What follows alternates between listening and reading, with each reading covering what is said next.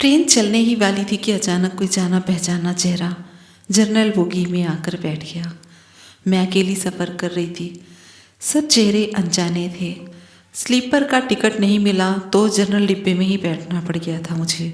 मगर यहाँ ऐसे हालात में उस इंसान से मिलना ज़िंदगी के लिए एक संजीवनी के समान था। जिंदगी भी कमबख्त कभी कभी ऐसे अजीब मोड़ पर ले आती है, ऐसे हालातों से सामना करवा देती है जिसकी कभी हमने कल्पना भी तो क्या, कभी ख्याल भी ना किया हो। वो आया और मेरे पास की ही एक खाली जगह पर बैठ गया। ना तो उसने मेरी तरफ देखा और ना ही मुझे पहचानने की कोशिश की। कुछ इंच की दूरी बनाकर चुपचाप पास आकर बैठ गया था। बाहर सावन की रिमझिम लगी हुई थी, इस कारण से वो कुछ भीग सा गया था। मैंने धीरे से उसको नज़र बचाकर देखा। उम्र के इस मोड़ पर भी वो वैसा का वैसा था। हाँ, कुछ शरीर से भारी हो गया था मगर इतना ज़्यादा भी नहीं। फिर उसने जेब से चश्मा निकाला और मोबाइल में लग गया। चश्मा देखकर मुझे कुछ आश्चर्य हुआ क्योंकि उम्र का यही एक निशान उसके चेहरे पर नज़र आया था। उसके चेहरे और सिर पर मैंने सफ़ेद बाल खोजने की कोशिश की मगर मुझे दिखाई नहीं दिए। मैंने जल्दी से सिर के ऊपर साड़ी का पल्लू डाल लिया क्योंकि बालों को डाई किए काफ़ी दिन हो गए थे मुझे। ज़्यादा तो नहीं थे सफ़ेद बाल मेरे सिर पे, मगर हाँ इतने ज़रूर थे कि गौर से देखूँ तो नज़र आ जाएं। मैं उठकर बाथरूम की तरफ गई, हैंडबैग से फेस वॉश निकाला और चेहरे को ढंग से धोया। फिर शीशे में चेहरे को गौर से देखा। पसंद तो नहीं आया मगर अजीब सा मुंह बनाकर मैंने शीशा वापस बैग में डाला और वापस अपनी जगह पर आकर बैठ गई।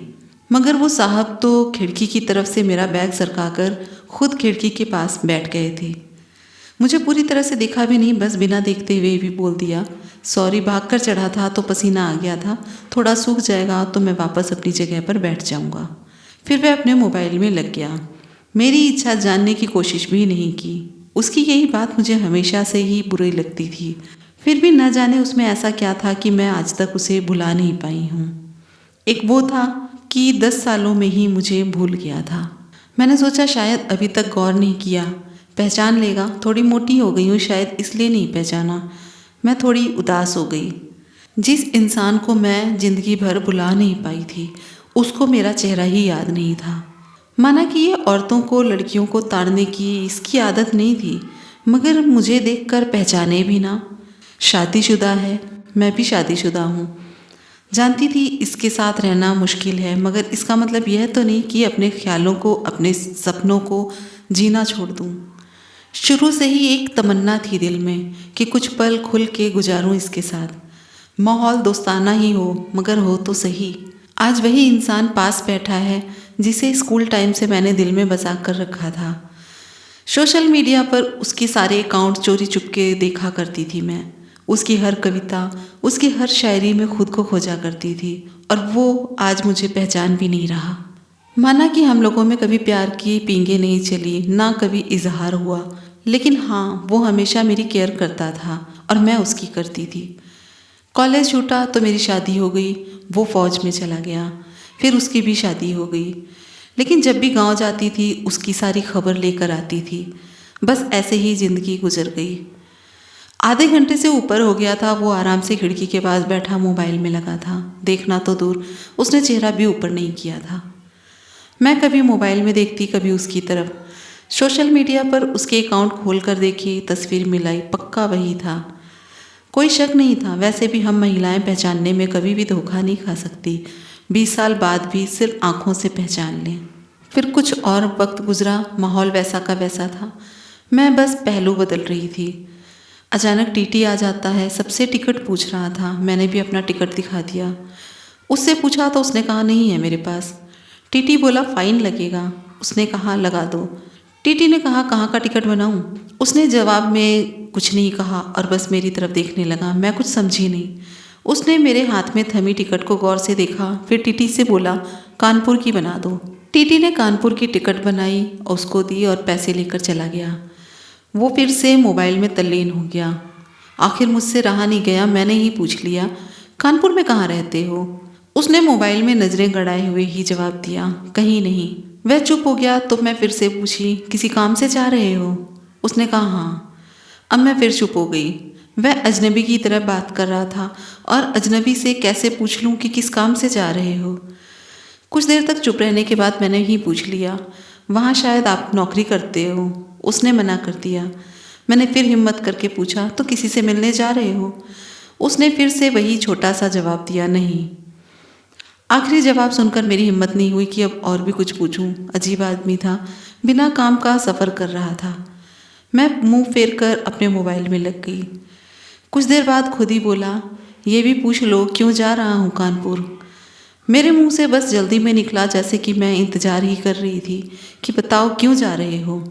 फिर अपने उतावलेपन पर मुझे खुद ही शर्म सी आ गई। उसने थोड़ा सा मुस्कुराते हुए कहा, एक पुरानी दोस्त मिल गई जो आज अकेले सफ़र कर रही थी। फौजी आदमी हूँ, सुरक्षा करना मेरा कर्तव्य है। अकेले कैसे जाने देता, इसलिए उसे कानपुर तक छोड़ने जा रहा हूँ। बस इतना सुनना था कि मेरा दिल जोर से धड़का। नॉर्मल नहीं रह सकी मैं, मगर मन के भावों को दबाने का असफल प्रयत्न करते हुए मैंने हिम्मत करके पूछ लिया, कहाँ है आपका दोस्त? कमबख्त फिर से मुस्कुराता हुआ बोला, यहीं मेरे पास बैठी है ना। इतना सुनकर मेरे सब कुछ समझ में आ गया, क्योंकि उसने टिकट नहीं लिया, क्योंकि उसे पता ही नहीं था मैं जा कहाँ रही हूँ। सिर्फ और सिर्फ मेरे लिए वह दिल्ली से कानपुर का सफ़र कर रहा था। जानकर इतनी खुशी हुई कि आंखों में आंसू आ गए। दिल के भीतर एक गोला सा बना और फट गया। परिणाम में आंखें तो भीगनी ही थी। उसने कहा, रो क्यों रही हो? मैंने जवाब दिया, मैं बस इतना ही कह पाई कि तुम मर्द होना समझ नहीं सकते। उसने कहा, क्योंकि बहुत थोड़ा लिखता हूँ, इसलिए कवि भी हूँ और लेखक भी, सब समझ सकता हूँ। मैंने खुद को संभालते हुए कहा, शुक्रिया मुझे पहचानने के लिए और मेरे लिए इतना टाइम निकालने के लिए। उसने कहा, प्लेटफार्म पर तुम अकेली घूम रही थी, कोई साथ में नहीं दिखा, इसलिए आना पड़ा। कल ही रक्षाबंधन था, इसलिए भीड़ भी बहुत ज़्यादा थी। तुमको यूँ अकेले सफ़र नहीं करना चाहिए था। उसकी बातों में एक अपनापन झलक रहा था। मैंने जवाब दिया, क्या करती, उनको छुट्टी नहीं मिली और भाई यहाँ दिल्ली में आकर बस गए और राखी बांधने तो आना ही था। वो बोला, ऐसे भाइयों को राखी बांधने आई हो जिनको ये भी फिक्र नहीं है कि बहन इतना लंबा सफ़र अकेले कैसे तय करेगी। मैंने उदास होकर जवाब दिया, भाई शादी के बाद भाई रहे ही नहीं, भाभीयों के हो गए, मम्मी पापा रहे नहीं। फिर उसने बोला, तो फिर पति को तो समझना चाहिए।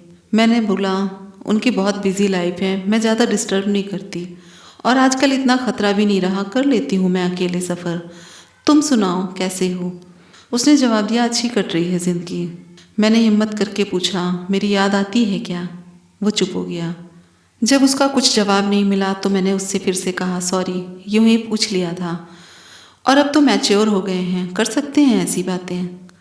उसने शर्ट की बाजू के बटन खोलकर हाथ में पहना वो तांबे का कड़ा दिखाया जो मैंने ही फ्रेंडशिप डे पर उसे दिया था। बोला, याद तो नहीं आती पर कमबख्त ये याद दिला देता है। कड़ा देखकर दिल को बहुत सुकून मिला। मैं बोली, कभी संपर्क क्यों नहीं किया? उसने जवाब दिया, डिस्टर्ब नहीं करना चाहता था। तुम्हारी अपनी ज़िंदगी है और मेरी अपनी ज़िंदगी है। और फिर मैं कानपुर तक उसका हाथ पकड़कर बैठी रही। बहुत सी बातें हुई। जिंदगी का एक यादगार दिन था जिसे आखिरी सांस तक नहीं भूल पाऊंगी।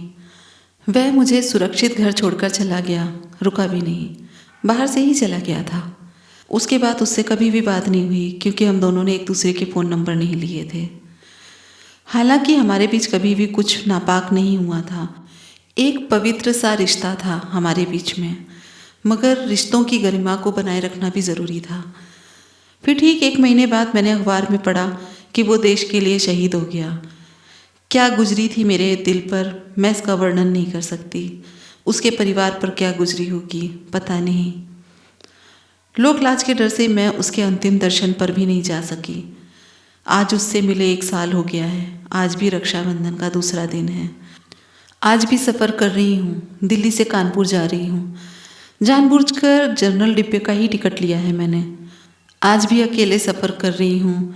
ना जाने क्यों दिल आस पाले बैठा है कि आज फिर आएगा और अपना पसीना सुखाने के लिए उसी खिड़की के पास बैठेगा। एक सफ़र वो था जिसमें कोई हमसफ़र था। आज एक सफ़र है जिसमें उसकी यादें हमसफ़र हैं।